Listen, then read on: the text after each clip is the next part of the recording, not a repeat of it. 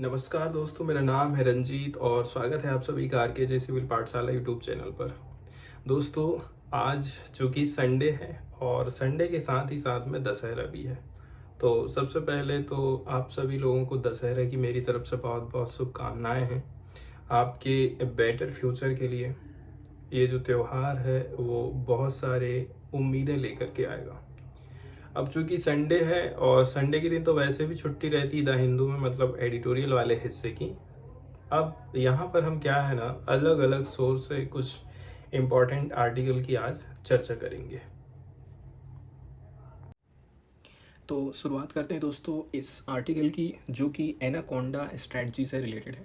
अभी हाल फिलहाल में देखा जाए ताइवान और चाइना के जो रिलेशनशिप है ना वो अच्छे नहीं चल रहे हैं। अभी हाल फिलहाल में देखा जाए ताइवान के नेवी कमांडर ने रिसेंटली क्लेम किया है कि जो पीपुल्स लिबरेशन आर्मी है, शॉर्टकट में पीएलए जिसको हम बोलते हैं, ये एनाकोंडा स्ट्रेटजी अपना रही है ताकि ताइवान को ये पूरा निगल सके या फिर अपनी मुट्ठी में कर सके। चाइना के ऊपर हमेशा से ही विस्तारवाद का आरोप लगते आ रहा है, जैसा कि हमारे यहाँ पर वो करता है, जैसे कि अरुणाचल प्रदेश की बात कर लें या फिर चाइना और इंडिया की जो सीमा है उस एरिया को लेकर के कर लें। इसके अलावा जो तिब्बत वाला रीजन है, तिब्बत को भी चाइना ने अपने अंडर में ले लिया है। इसके अलावा भी इंडिया का कुछ एरिया भी कहना चाहिए चाइना के कब्जे में, जैसे कि कुछ हिस्सा पाकिस्तान के अंडर में। तो चाइना क्या काम कर रहा है, आज के समय में विस्तारवादी नीति अपना रहा है, एनाकोंडा स्ट्रेटजी अपना रहा है, ऐसा ताइवान की तरफ से बोला गया है चाइना को। तो जो एनाकोंडा स्ट्रेटजी होती है, ये एक प्रकार से देखा जाए ना तो ये एक मिलिट्री टर्म होती है, मिलिट्री स्ट्रेटजी होती है, जिसका प्राइमरी जो कहना चाहिए उद्देश्य रहता है वो क्या रहता है कि कैसे करके हम ज़्यादा से ज़्यादा ज़मीन हथिया सकते हैं, एरिया को हथिया सकते हैं। ठीक है, कुल मिलाकर के ये क्या काम करता है, आर्थिक रूप से और सैन्य रूप से दोनों प्रकार से दम घोंटने का काम करता है। ठीक उसी प्रकार से जैसा कि एनाकोंडा साहब अपने शिकार के चारों ओर कुंडली मार करके उसको घेरेगा और उसको मार डालेगा। अब यदि हम हिस्ट्री में बात कर लें तो जो अमेरिकी गृह युद्ध चल रहा था उस समय में, उसके प्रारंभिक चरण के दौरान यूनियन जनरल विनफील्ड स्कॉट द्वारा ये स्ट्रेटजी के बारे में बताया गया था। अब चीन एनाकोंडा की रणनीति कैसे करके अपना रहा है, ये क्या काम करता है, सैन्य युद्धाभ्यास करते रहेगा उसके आसपास में, उसकी बॉर्डर के किनारे में। साथ ही साथ ये कुछ साइकोलॉजिकल रणनीति को भी अपनाता है। ठीक है, यहाँ पर हमको mix of military manoeuvre, psychological tactics and cyber warfare देखने को मिलता है, ताकि ताइवान का जो डिफेंस है उसको कमज़ोर किया जा सके। कुल मिलाकर के अल्टीमेट जो गोल रहता है, ठीक है, वो ये है कि ताइवान अपने आप को मेरे हवाले कर दे। ठीक है, बिना लड़ाई लड़े ही, बिना कुछ किए ही, ये स्ट्रेटजी रहती है एनाकोंडा स्ट्रेटजी, और जो कि चाइना इसको अपना रहा है। चाइना क्या काम कर रहा है, कुल मिलाकर के ताइवान को पूरा घेरते जा रहा है, चाहे वो सी के माध्यम से हो, चाहे वो एयर के माध्यम से हो। साथ ही साथ उसने एयर के माध्यम से इसके ऊपर कहना चाहिए इनकर्जन और भी ज़्यादा बढ़ा दिया है ताइवान स्ट्रेट की, यदि हम बात कर लें। साथ ही साथ इसने एम्प्लॉय किया है अपने बहुत सारे जहाज़ों को to operate around the country in what appear to be an effort to tire out Taiwan's navy and air force. Navy की एयरफोर्स, नेवी की ताइवान की जो नेवी है, इन सब को कमज़ोर करना, उनके मनोबल को घटाने का काम कर रहा है चाइना। और इससे क्या हो जाएगा, हमें ज़्यादा से ज़्यादा जो वायलेंट है वो फ्यूचर में देखने को मिलेगा।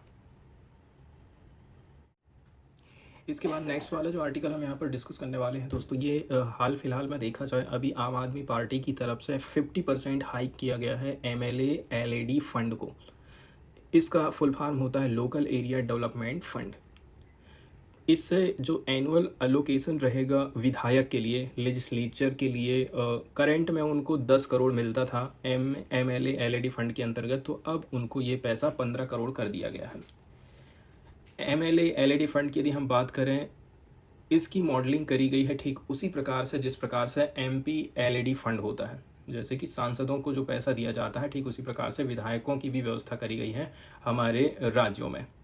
इसमें फंड प्रोवाइड किया जाता है ईच कॉन्स्टिट्यूएंसी को डायरेक्टली फ्रॉम गवर्नमेंट। इसका मतलब ये है, जो विधायक जिस एरिया से खड़ा हो रहा है, जैसे आपके एरिया से कोई एक विधायक खड़ा होता होगा उस एरिया के विकास के लिए उसको डायरेक्टली 10 करोड़ रुपया सरकार पहले देती थी, तो अब MLA-LAD फंड को 10 करोड़ से 15 करोड़ कर दिया गया है। इसके अलावा दोनों के दोनों MLAD एंड MLA जो फंड होते हैं, मतलब MP-LAD फंड होते हैं, इनके कुछ कुछ गाइडलाइन रहते हैं, अपने अपने इनके कुछ गाइडलाइन हैं, लेकिन जो प्रोजेक्ट्स होते हैं funded by them are as usually restricted to durable infrastructure work from repairing road to लेकर के बिल्डिंग कम्युनिटी सेंटर्स। अब पैसा जो दिया जा रहा है इसमें ऐसा नहीं है कि आप कहीं भी इधर उधर फालतू पैसा खर्चा करेंगे, इसमें आपको ध्यान में रखना है ड्यूरेबल इंफ्रास्ट्रक्चर वर्क में पैसे खर्चा करना है। आप रोड की रिपेयरिंग से लेकर के आप कम्युनिटी सेंटर का निर्माण कर सकते हैं। इस स्कीम के अंतर्गत प्रत्येक विधायक के पास में चॉइस रहती है, वो सजेशन देते हैं किसको, डिप्टी कमिश्नर को, अपने डिस्ट्रिक्ट के, उनके डिस्ट्रिक्ट में जो भी डिप्टी कमिश्नर है, ये MLA की चॉइस है कि वो उसको सजेस्ट करेंगे to extend the allocation of given from year to year to be taken up by his constituency. इसमें ऐसी व्यवस्था करी गई है कि भाई ये उसकी चॉइस है, ये उसकी चॉइस है कि वो वर्ष दर वर्ष दिए जाने वाले आवंटन की सीमा तक अपने निर्वाचन क्षेत्र के लिए सुझाव देने का विकल्प होता है।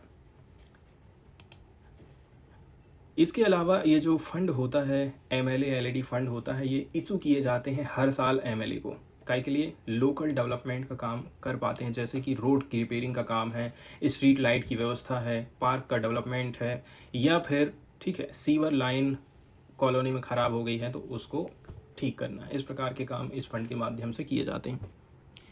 लेकिन जो काम का प्रकार है वो किस प्रकार का होना चाहिए, डेवलपमेंटल होना चाहिए नेचर में।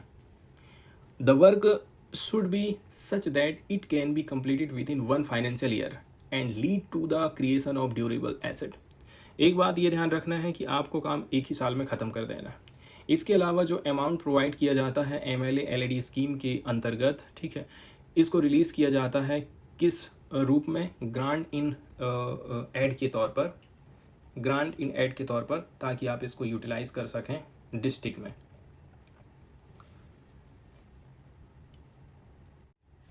नेक्स्ट वाली जो न्यूज़ यहाँ पर हम डिस्कस करने वाले हैं दोस्तों, ये कहना चाहिए थोड़ा सा साइंस वाले हिस्से से, स्पेस वाले हिस्से से रिलेट करती है। हाल फिलहाल में देखा जाए इंडिया का जो एस्ट्रोसैट एंड नासा का स्पेस ऑब्जर्वेटरीज है, इन्होंने कैप्चर किया है एक प्रकार से इरप्शन हमको देखने को मिला था स्टीलर रैकेज से around a massive black hole. Massive black hole से हमको कुछ इरप्शन होते हुए दिखाई दिया, कुछ निकलते हुए दिखाई दिया है। इस चीज़ की कैप्चरिंग करी गई है एस्ट्रोसैट एंड नासा के स्पेस ऑब्जर्वेटरी की तरफ से। तो एस्ट्रोसैट के बारे में ही यहाँ पर हम थोड़ी सी जानकारी देखने वाले हैं। एस्ट्रोसैट इंडिया का पहला dedicated multi wavelength space observatory है। ये हम इसलिए लगाए हैं ताकि स्टडी कर सकें आकाश में जो भी कहना चाहिए सेलेस्टियल सोर्सेस हैं, जो सेलेस्टियल सोर्सेस हैं, ठीक है, in X-ray, optical, ultraviolet spectral band simultaneously. तो इनके माध्यम से जो प्रकाश उत्पन्न करने वाली चीज़ें हैं आसमान में, ठीक है, इनके बारे में हम थोड़ा सा अध्ययन करते हैं, इनको और भी करीब से जांचते हैं। इसके लिए एक्सरे, ऑप्टिकल, अल्ट्रावायलेट स्पेक्ट्रल का हम इस्तेमाल कर रहे हैं। इसको लॉन्च किया गया था इंडिया की तरफ से इंडियन लॉन्च व्हीकल PSLV के माध्यम से सतीश धवन स्पेस सेंटर श्रीहरिकोटा से 28 सितंबर सन 2015 को। तो जो स्पेसक्राफ्ट कंट्रोल सेंटर है ये कहाँ पर है, mission operation complex of ISRO telemetry tracking and command network Bengaluru, ये मैनेज करने का काम करता है इस सैटेलाइट को during its entire mission life. तो यहाँ से एक चीज़ और पता चलती है कि जो इसरो टेलीमेट्री का MOX है, इस ट्रैक है, वो इस चीज़ को ट्रैक करता है या फिर इसको मेंटेन करने का काम करता है। जो मिनिमम यूज़फुल लाइफ है एस्ट्रोसैट की वो कितनी है, 5 साल की। मतलब 2015 में हम इसको भेजे थे तो 5 साल इसकी लाइफ है। ये कैरी करता है टोटल 5 साइंटिफिक पेलोड को, ठीक है, जिसके माध्यम से इमेजिंग एंड स्टडी हम कर पाते हैं temporal and spectral properties of galactic and extra galactic cosmic sources को। ऑब्जेक्टिव की यदि हम बात करें तो क्या क्या इसके माध्यम से हम कर सकते हैं, तो इससे हाई एनर्जी प्रोसेस कैसी होती है बाइनरी स्टार सिस्टम में, ठीक है, जिसमें कि न्यूट्रॉन स्टार हैं, ब्लैक होल है, इनमें एनर्जी कैसे करके प्रोसेस हो रही है इसके बारे में अध्ययन किया जाना, साथ ही साथ मैग्नेटिक फील्ड कितना है न्यूट्रॉन स्टार का, इसके अलावा स्टार बर्थ रीजन का अध्ययन करना, साथ ही साथ high energy processes in star system lying beyond our galaxy, साथ ही साथ जो ब्राइट एक्सरे सोर्सेस हैं हमारे स्काई में उसका भी ये पता लगाने का काम करता है। वहीं यदि हम बात कर लें ब्लैक होल्स की, ब्लैक होल का निर्माण कब होता है, सुपरनोवा का जब एक्सप्लोजन होता है, ठीक है, उस समय में जो कोर रहता है of a massive dying star, मतलब जब कोई तारा की मृत्यु हो रही है जो कि बहुत बड़े साइज का है, ठीक है, जिसका साइज है 2.5 टाइम्स द मास ऑफ सन, वो जब कोलैप्स होता है, ठीक है, एंड उस समय में बोला जा रहा है जो डेंसिटी होती है वो इनडेफिनिट हो जाती है, मतलब डेंसिटी उसकी बहुत ज़्यादा है, बहुत ज़्यादा है। Where gravity is so high that even light can not escape, और कंडीशन ऐसी हो जाती है कि यहाँ से लाइट तक होकर के गुजर नहीं सकता है, ऐसी कंडीशन को हम बोलते हैं ब्लैक होल। नेक्स्ट वाला जो न्यूज़ आर्टिकल यहाँ पर हम चर्चा करने वाले हैं दोस्तों, ये चौखंबा पीक से रिलेटेड है। हाल फिलहाल में देखा जाए चौखंबा पीक न्यूज़ में रहा था, दो फॉरेन महिलाएं हैं जो माउंटेनियर्स हैं, ये यहाँ पर फंस गई थी 6000 मीटर की हाइट पर ये फंस गई थी 3 डे के लिए। ये लोग एक्सपीडाइट करने गई थी चौखंबा 3 पीक को, जहाँ पर बताया जा रहा है अब ये लोग भटकने लग गए। अब इंडियन एयरफोर्स के द्वारा इनको फ्री तरीके से, बेहतर तरीके से वहाँ से निकाल लिया गया, सक्सेसफुली रेस्क्यू कर लिया गया, इसलिए ये लोग न्यूज़ में रहे थे। चौखंबा जैसे कि इसके नाम से ही क्लियर हो जाता है, इसमें आप हमको 4 खंबे की बात करी जा रही है। ऐसा लगेगा जब हम इस चोटी को देखेंगे ना तो ऐसा लगेगा 4 पीक हैं यहाँ पर, 4 ठो खंबे के जैसे दिखाई दे रहे हैं। ये काफ़ी इनॉर्मस पीक होते हैं जो कि नॉर्दर्न इंडियन स्टेट उत्तराखंड में लोकेटेड हैं, मतलब उत्तराखंड के वेस्ट वाले हिस्सों में पड़ते हैं, ठीक है। और ये एरिया है इसका बद्रीनाथ का, वेस्ट ऑफ बद्रीनाथ उत्तराखंड में ये जगह लोकेटेड है।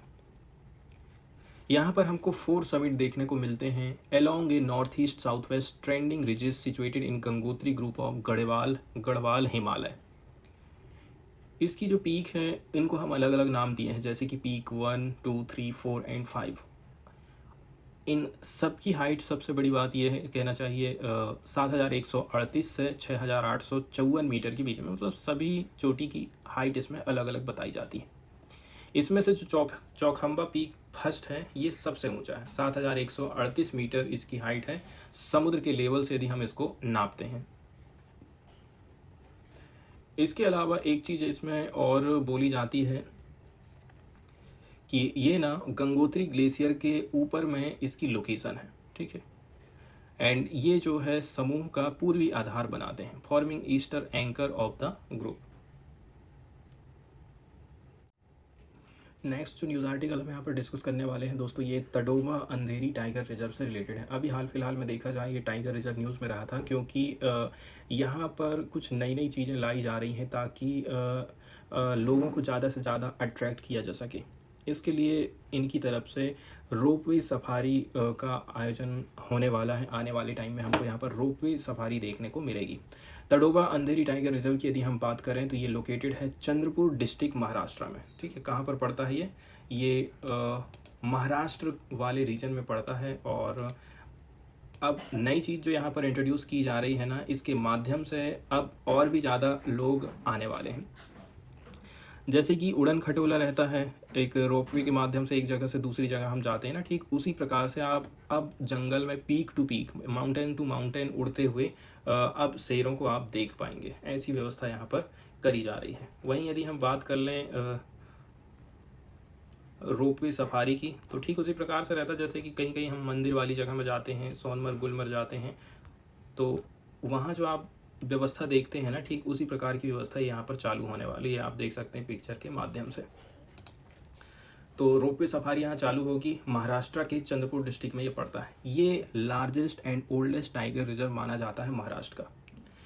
यहाँ पर इसका नाम तडोबा कैसे करके पड़ा था, तो जो गॉड है, देवता है तडोबा या फिर तारू, जो कि आदिवासी लोग इनकी पूजा करते हैं, इस डेंस फॉरेस्ट एरिया में रहते थे, ठीक है। एंड अंधेरी जो तडोबा वाला तडोबा टाइगर रिजर्व है, अंधेरी में रहने वाले जो लोग हैं ना, वो तडोबा भगवान की पूजा करते हैं आदिवासी लोग, उन्हीं के नाम पर ये इसका नाम पड़ा है। और जो अंधेरी है वो अंधेरी रिवर के नाम पर ये पड़ा है। टोटल एरिया की बात करें तो वो है 625 स्क्वायर किलोमीटर का। इसमें इंक्लूड है तडोबा नेशनल पार्क जो कि कवर करता है 116 स्क्वायर किलोमीटर के एरिया को। साथ ही साथ इसमें अंधेरी वाइल्ड लाइफ सेंचुरी भी है, 508 स्क्वायर किलोमीटर का इसका एरिया है।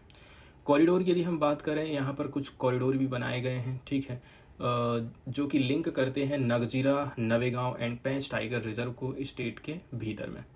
क्या क्या चीज़ हमको यहाँ पर देखने को मिलता है, तो ये सेंट्रल प्लेटू वाले प्रोविंस में पड़ जाता है, मतलब दक्कन का जो प्रायद्वीप वाला एरिया है ना, ठीक है, उस एरिया में इसकी लोकेशन है। और उस हिसाब से काफ़ी रिच यहाँ पर हमको बायोडाइवर्सिटी देखने को मिलता। साथ ही साथ यहाँ पर हमको 2 प्रकार की लेक भी देखने को मिलती हैं जो कि वाटरवे की तरह काम करती हैं इस रिजर्व में। वो है Tadoba lake and Kolsa lake and Tadoba river भी है, झील भी है, और यहाँ पर नदियाँ भी हैं। फ्लोरा एंड फौना की यदि हम बात करें तो यहाँ पर हमको tiger, leopard, sloth bear, wild dog, gaur, chital and sambar हमको देखने को मिलते हैं। एडिटोरियल वाले हिस्से की तरफ यदि हम चलें दोस्तों, तो आज टाइम्स ऑफ इंडिया का एक एडिटोरियल यहाँ पर हम डिस्कस कर लेते हैं, क्योंकि द हिंदू आज छपा नहीं है और ना ही साइंस की खबर हम देख पाए हैं द हिंदू की। तो आज का जो आर्टिकल है ये क्लाइमेट चेंज एंड हमारे जो ग्रीन टेक्नोलॉजी है उसके ऊपर बेस्ड है। पार्टिकुलरली यहाँ पर फोकस किया जा रहा है how green is your car. आज के समय में ऐसा हो गया है, हमको लगता ज़रूर है कि मैं एक बार कार ख़रीद लिया हूँ तो ज़िंदगी भर के लिए मैं फुर्सत हो गया हूँ, लेकिन सरकार बिल्कुल भी ऐसा नहीं चाहती। सरकार का कहना है कि आपकी जो कार जैसे जैसे ओल्ड होते जाती है ना, वो ज़्यादा पॉल्यूशन फैलाती है, इसीलिए हम ओल्ड गाड़ियों के ऊपर बैन लगा रहे हैं। तो ये बिल्कुल बेसिक लॉजिक है। इंडिया की कंडीशन अभी एयर पॉल्यूशन के मामले में बहुत सीवियर चल रही है। ये चीज़ हर जगह हमको दिखाई दे रही है, ये बिल्कुल इनडिस्प्यूटेबल है। सो फैक्ट वाली बात ये है कि जो ओल्डर व्हीकल होते हैं ये हायर एमिशन पैदा करते हैं न्यू व्हीकल से यदि हम इसकी तुलना करेंगे तो। एंड यही एक लॉजिक का बेस बन जाता है जिसके आधार पर एनजीटी ने बैन किया था पेट्रोल व्हीकल को जिनकी उम्र 15 साल से ज़्यादा हो गई है। एग्जाम्पल के तौर पर यदि आपने 2000 में कार ख़रीदे हैं और 2016 तक आप उसको खींच रहे हैं, तो सरकार आपको नहीं चलाने देगी, उसको बैन कर देगी। 15 साल से जो पुरानी हो चुकी हैं पेट्रोल व्हीकल, उनके ऊपर बैन लगा दिया गया है। डीजल से चलने वाली व्हीकल को आप मात्र 10 साल चला सकते हैं। पार्टिकुलरली ये दिल्ली एनसीआर रीजन की हम चर्चा कर रहे हैं। एक ऑर्डर दिया गया था किसकी तरफ से, सुप्रीम कोर्ट की तरफ से सन 2018 में।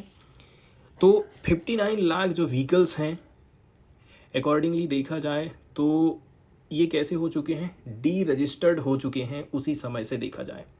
कॉन्टेक्स्ट के हिसाब से यदि हम देखें, दिल्ली में करेंटली 82 लाख एक्टिव व्हीकल मौजूद हैं, लेकिन ये जितने भी हम यहाँ पर चर्चा कर रहे हैं ऑल दिस, ठीक, pell mell activity is on one side, ठीक है। अब एक तरफ तो हमको ये नज़रों में आ जा रहे हैं, लेकिन जो अदर साइड यदि हम चर्चा कर लें तो उसके बारे में क्या कहते हैं राइटर, इसको हम देखते हैं। ऑटो इंडस्ट्री का बहुत बड़ा इमेंस इन्वायरमेंटल इम्पैक्ट पड़ता है, ठीक है, एट द मैन्युफैक्चरिंग स्टेज, जहाँ पर बोला जा रहा है ये one of the highest rate of raw material consumption करता है। उस समय में ये पॉल्यूशन भी बहुत ज़्यादा फैलाता है ग्लोबली, मतलब जब इनका निर्माण किया जा रहा है उस समय की यहाँ पर बात करी जा रही है। इस प्रकार से उस समय जबकि जो लोग होते हैं ना, when people take good care of their vehicle but are forced to replace it without any bothering to check how it polluting। दूसरी तरफ दूसरा पक्ष ये हो गया है कि मैं इतने अच्छे से सेवा दे रहा हूँ, इतने अच्छे से बेहतर तरीके से सर्विसिंग करा रहा हूँ, सब कुछ करा रहा हूँ, मेरा व्हीकल तो अच्छा है, फिर सरकार क्यों इसके ऊपर बैन लगा रही है। तो दूसरा क्वेश्चन ये यहाँ पर खड़ा होता है। तो इसके लिए एक बेटर पॉलिसी की हमको ज़रूरत है, मैसिव इन्वेस्टमेंट करने की ज़रूरत है, पॉल्यूशन टेस्टिंग इंफ्रास्ट्रक्चर में, ठीक है। एंड एक चीज़ और भी यहाँ पर ये हो जाती है हमारी अक्रॉस कंट्री की, यदि हम बात करें, EPCA का एक रिसर्च सामने आया है जो कि इंडिकेट करता है कि यहाँ तक यदि हम दिल्ली की बात करें तो 15 से लेकर के मात्र 20% of most grossly polluting vehicle on the road are being identify by testing centre. मात्र 15 से 20% व्हीकल को ही आप कहना चाहिए आइडेंटिफाई कर पा रहे हैं, बाकी के तो सब लोग जो है निकल करके भाग जा रहे हैं। इसलिए तो बोला जा रहा है कि हमारी जो टेस्टिंग फैसिलिटीज़ है ना वो बेहतर होना चाहिए। इसके बाद उन व्हीकल्स का क्या होगा जो कि डी रजिस्टर्ड हो चुके हैं, ठीक है। अब कुछ कुछ ऐसे हैं जो कि कैपिटल को छोड़ दे रहे हैं, कहाँ चले गए हैं, to ply in less regulated posters, ऐसी जगह में चले जाएंगे जहाँ पर कोई रूल रेगुलेशन नहीं चलता, वहाँ पर धड़ल्ले से ये गाड़ियाँ चल रही हैं। एंड कुछ कुछ गाड़ियाँ ऐसी हैं जो कि स्क्रैप में चले जाते हैं। End of life vehicles along with electrical and electronic equipment, इसमें क्या हो जा रहा है, आपकी गाड़ी पूरी ख़त्म हो जा रही है, उसमें बहुत सारे इलेक्ट्रिकल एंड इलेक्ट्रॉनिक इक्विपमेंट लगे हुए थे, इसके बावजूद भी ये भी ऑलरेडी से देखा जाए main source of solid waste माने जाते हैं। म्यूनसिपल सॉलिड वेस्टेज की कैटेगरी में हम इनको रखते हैं। मतलब कुछ गाड़ी खड़ी रह जाती हैं और वहीं जा कर के सड़ रही हैं, गल रही हैं, इलेक्ट्रिकल एंड इलेक्ट्रॉनिक वेस्टेज वो अलग से बन रहा है। तो कैसे करके हम इस चीज़ को हैंडल करेंगे, यहाँ पर ये क्वेश्चन खड़ा हो जाता है। तो एक formalise and high tech circular economy की हम बात करें, जापान जैसे देशों की बात करें, वो ये इंश्योर करता है कि जो रिसाइकलिंग रेट है एयरबैग्स एंड ऑटो श्रेल्डर्स का, ठीक है, वो 85% एंड 70% तक होना चाहिए respectively. This is what India need to achieve, और यही चीज़ इंडिया को भी अचीव करने की ज़रूरत है, क्योंकि यदि व्हीकल 10 साल 15 साल से ज़्यादा यदि आप नहीं चला रहे हैं तो उसके बाद इनका क्या होगा, क्वेश्चन यहाँ पर उठता है।